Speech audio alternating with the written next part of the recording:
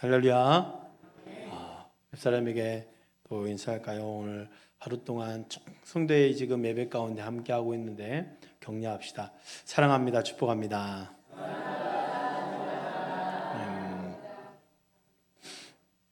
어제 제가 남대문 시장에 물건 할 게 있어서 아내랑 같이 둘이 나갔다 왔더니 외국인들이 부쩍 많아졌어요. 사실 특히 이제 잼버리 끝나고 이제 외국인 청년들이 많이 오가고 있어요. 그래서 이것저것 이제 뉴스 접하고 또 기독교 매체를 접하다 보니까 생만금에서 철수한 팀들이 이제 또 대부분 이제 언론에서 많이 나오진 않았는데 사실 또 큰 교회들이 큰 역할을 많이 해줬어요.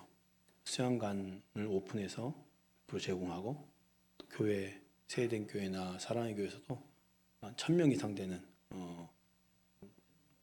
회원들을 다 받아서 섬기고 100% 교회 섬기는 거죠.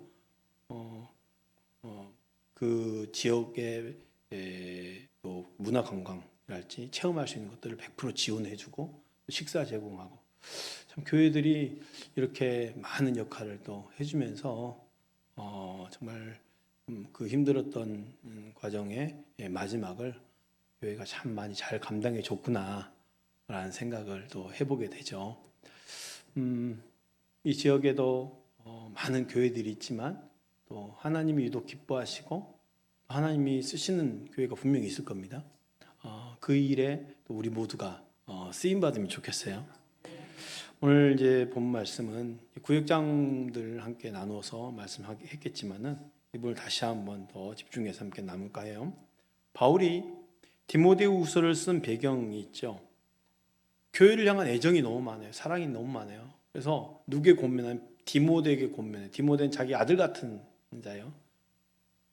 그 디모데에게 권면을 하죠. 내 아들아 라고 말해요. 내 아들아. 그 정도로 사랑이 가득 담겨 있어요. 자기 아들도 아닌데 내 아들아 너는 그리스도 예수 안에서 강하라. 왜 강하라 했을까? 내 아들아 표현하면서 강하라 한 그 이유가 있겠죠. 뭔가 보니까 디모데가 너무 힘들어하는 게 보이니까 아들아 힘내 강하게 이렇게 지금 권면해 줬던 거예요.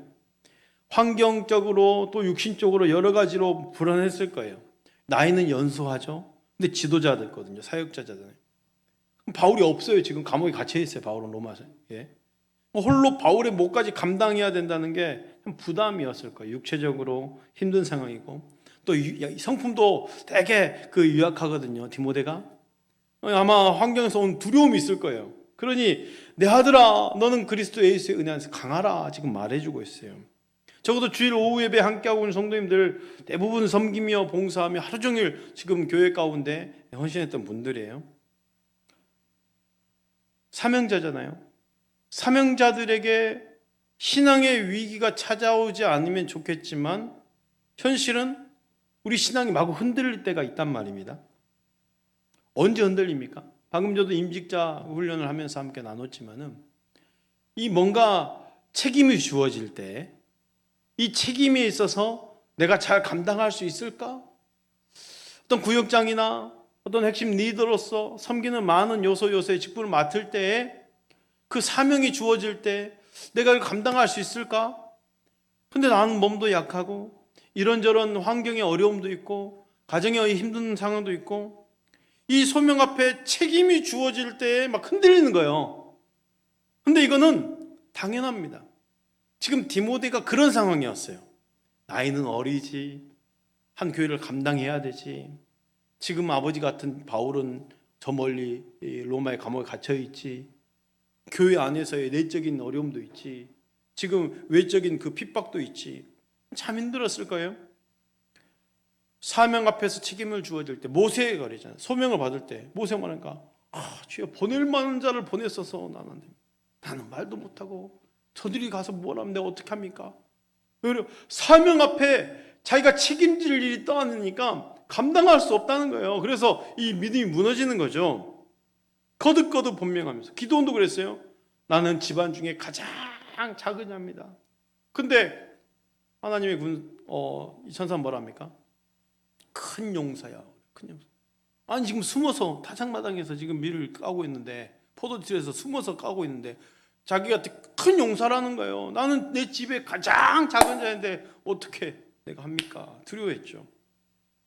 우리가 지금 매일 묵상하고 있는, 새벽마다 묵상하고 있는 이 에레미야도, 그 선지자도 그랬습니다. 혼자만 남았어요. 혼자 지금 싸우고 있는 거예요. 혼자 하나님의 말씀을 가지고. 하나님의 소명 앞에서 느끼는 그 두렵고 떨리는 마음이 우리에게도 다 있을 수 있다는 거죠. 말씀대로 살려 하지만 믿음을 지키지 못하게 하는 위기로 인해서 나 자신보다는 환경이 더 크게 변하면서 위축되는 것. 그런데 이 신앙의 위기가 느껴질 때 우리는 어떻게 해야 될까요? 더욱더 주님께 가까이 가는 거예요. 위기가 오면 더욱더 주님께 가까이 가는 거. 환경이 어려우면 더욱더 주님께 가까이 가는 거. 여러분, 힘들면 힘들수록 주님께 가까이 가는 것입니다. 힘들 때 더 주님께 가까이 가는 거. 믿음이 흔들릴 때 어떻게 하는 거? 더 주님께 가까이 가는 거. 기도가 안 될 때 더 기도하러 애쓰는 거. 이게 답이에요. 주님께 집중하는 것. 교회 안에서의 삶 속에서도 서로 관계적인 삶이죠. 성도가 성도 간에 상대방의 허물이 보일 수 있고 제약된 모습이 보일 수 있어요. 그런데 그 부정적인 생각에 사로잡혀서 계속 그것에 집중하다 보면은 정말 큰일을 놓치는 거죠. 하나님의 일은 더 비전적인 거예요.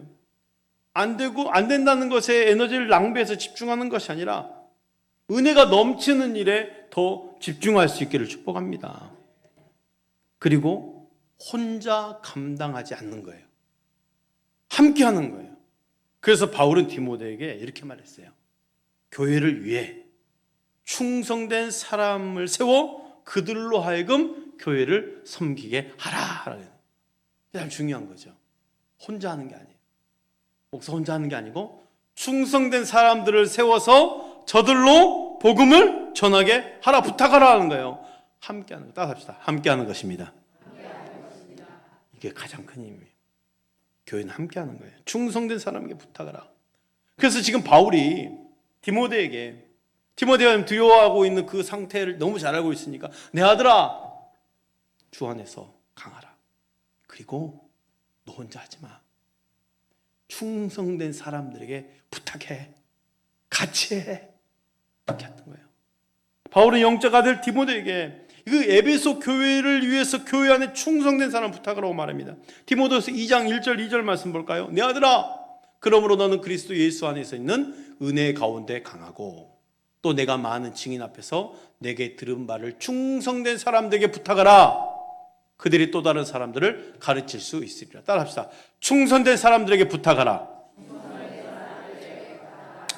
모니터 소리 좀 줄여도 됩니다. 충성된 사람에게 부탁하는 거예요. 여러분, 중요한 것은 여러분들이 한 분 한 분 다 충성된 사람 되시길 축복합니다. 누구에게 충성해요? 하나님 아버지께 충성된 사람이 돼야 되는 거예요. 하나님의 그 충성된 사람들에게 일을 맡기시는 거니까 그 충성된 사람들이 함께하는 거죠. 그래서 내게 들은 바, 이 복음이에요. 충성된 사람들에게도 부탁이라는 거죠. 에베소 교회 목회자 디모데는 바울의 사랑받는 영적 아들이지만 여전히 연소했고 고질병이 있어요. 위장장애. 게다가 바울은 지금 로마 감옥에 갇혀 있어요. 인생의 마지막을 보내고 있어요. 외부적으로는 네로의 박해가 있어요. 내부적으로는 거짓 교사들이 지금 난무하고 있어요. 교회가 지금 어려움 겪고 있어요. 바울은 에베소 교회 이런 고난의 상황을 교회를 위해서 디모데에게 충성된 사람을 세워서 그들에게도 복음을 전할 수 있도록 부탁해라. 함께 일해라 하는 거예요. 한마디로 디모데가 혼자서 모든 일을 감당하지 않도록 충성된 사람을 세우는 것이요. 이건 디모데를 위한 일이기도 하지만 그들이 또 다른 사람을 가르치면서 교회를 세우는 일이었어요. 충성된 사람에게 부탁하는 것, 함께 교회를 세우는 일도 중요하지만 복음 전파를 위해서도 참 중요한 일이에요. 한마디로 복음이 어떻게 세상에 퍼져나갈 수 있는지를 알려주는 장면입니다. 복음 혼자 감당하는 게 아니라는 거죠. 아니 목사 혼자서 말씀을 전하고 이걸로 끝나는 것이 아니라는 거예요. 복음이 어떻게 전파되는지 알려주고 있어요. 충성된 사람들이 또 알리는 거예요. 사람과 사람을 통해서 알려지는 거예요. 그래서 복음은 먼저 들은 사람이 다른 사람에게 전해 주어야 확정되는 거죠.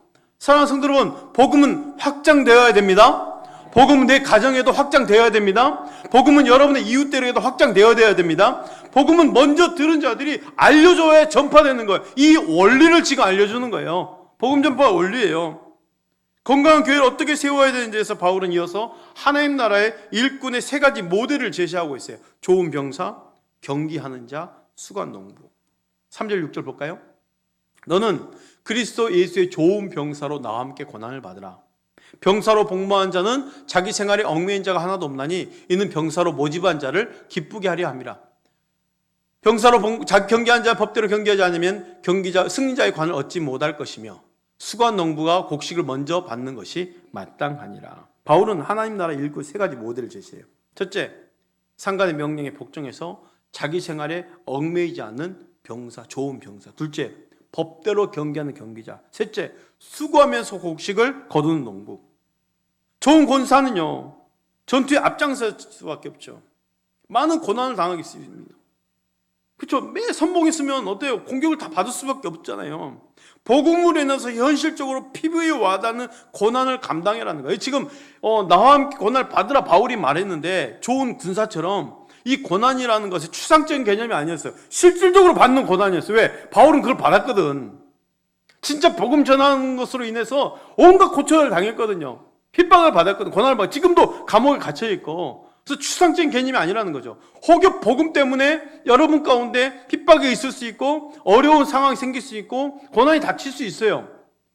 근데 그걸 감당해라고 분명히 말하고 있어요. 왜요? 좋은 군사는 그리스도의 기쁨과 만족을 위해서 살아가기 때문이에요. 또한 하나님 나라의 일꾼은 순종하면서 하나님의 말씀을 온전히 지키는 거예요. 경기의 규칙대로 경기하는 거죠. 경기자예요. 만약 경기 규칙대로 경기하지 않으면 어떻게 될까요? 그 규칙대로 하지 않아서 메달 땄다고 생각해 보세요. 메달 박탈당한 사람 많이 있죠. 대부분 이유가 뭡니까? 약물. 그걸로 인해서 금메달 땄어. 근데 박탈당합니다. 나중에 보니까 규칙대로 하지 않았거든요. 규칙대로. 복음 전함에 있어서도요, 열매를 맺는 것도 중요하지만 과정이 참 중요하다는 거예요. 과정. 규칙대로. 온갖 불법이 난무하면서 복음을 전하면서 열매 맺으려고 해서는 안 된다는 거죠. 규칙대로 해야 돼요. 이거는 삶도 똑같아요. 우리의 삶의 모습이 정말 하나님의 말씀을 순종하며 지키고 있는 삶인가? 그러지 않으면 온갖 불법을 자행하면서 나 예수 믿어 말하고 다니는 사람인가? 이거 참 중요한 거죠. 그렇잖아요. 그러니까 규칙대로 경계한 자가 메달을 받고 박탈당하지 않는 거죠. 지금 그 모델을 제시하는 거예요. 복음을 전할 때도 가감하지 않고 있는 그대로 말씀을 전하는 것. 그 온전한 모습으로 보여주는 것. 또한 수고한 농부의 마음이 있어야 하는 거죠. 수고한 농부가 곡식을 먼저 받는 것이 마땅합니다. 그러니까 열정도 중요하지만 최선을 다해서 몸으로 노력한 수고가 있어야 되는 거죠. 열정은 대단해. 이거 해야 되고 저거 해야 되고 말만. 근데 수고한 농부는 뭡니까? 열정만 가지고 농사를 짓지 않잖아요. 아침 일찍 일어나야 됩니다. 저녁 늦게까지 수고합니다. 땡볕에서도. 그러니까 지금 그 폭염에 어르신들 사고 나는 이유가 제가 뉴스를 보니까 그거더라고요. 일꾼이 없어요. 일할 일꾼이. 시골에 가보니까. 그러면 그 땡볕에 지금 이걸 다 파종을 해야 되는데 파종 시기는 놓쳤지. 같이 자라고 있지. 이걸 지금 거두지 않으면 안 되는 상황인 거야. 그러니까 나가서 그걸 하다가 지금 폭염에 쓰러져. 안 나가면 되지. 왜 나가냐고 말하지만 안 하면 안 되니까. 그 수고하지 않으면 안 되는 상황이 지금 농부잖아요. 농부. 그래서 최선을 다해서 몸으로 노력한 수고가 있어야 된다는 거죠. 이 세 가지 모델이 하나님을 기쁘시게 하는 일꾼의 기준이고 우리가 기억할 하나님 나라의 일꾼의 삶의 방식인 거죠. 그래서 하나님 나라의 일꾼은 효율보다는 수고의 수고, 자유보다는 질서 안에서 일하는 사람. 왜요? 하나님 방법으로 이루어지기 때문에. 그렇다면 하나님의 일꾼의 자세는 어떠해야 될까? 따라합시다. 충성함. 충성이 충성. 하나님 나라의 일꾼의 자세는 충성입니다. 바울이 제시한 하나님 나라의 일꾼의 기준을 보면 능력이 탁월한 게 아니었어요. 능력을 탁월한 자를 세운 것이 아니라 충성된 자를 세웠어요. 좋은 병사가 상관에게 충성하는 것이죠. 경계한 자가 규칙을, 질서를 충성되게 지키는 거죠. 농부가 매일 수고하면서 충성되이 농사를 짓는 것과 같습니다. 주어진 역할에 최선을 다하는 것, 하나님께서 원하신 하나님 나라의 일꾼의 모습인 거죠. 여기서 우리는 누구의 모습이 떠올라야 됩니까? 예수님의 모습이 떠오르는 거죠. 예수님의 모습. 바울이 전한 한나라 일꾼의 모습은 하나님 뜻에 죽기까지 순종하시고 충성하신 예수님 모습. 그래서 예수님 모습을 보여주는 것이죠. 하나님 나라의 일꾼, 이렇게 자세가 중요한 거예요. 내가 오늘 또 그리스도의 좋은 병사로, 그리스도의 경계하는 자로서, 그리스도의 농부로서 충성스럽게 살아가고 있는가? 오늘 나에게 주어진 작은 일, 또 늘 하던 작은 봉사도 성실하고 진실한 마음으로 대하는 것이 곧 하나님을 기쁘시게 하는 것임을 기억하면서 한 주간도 승리하시길 축복합니다.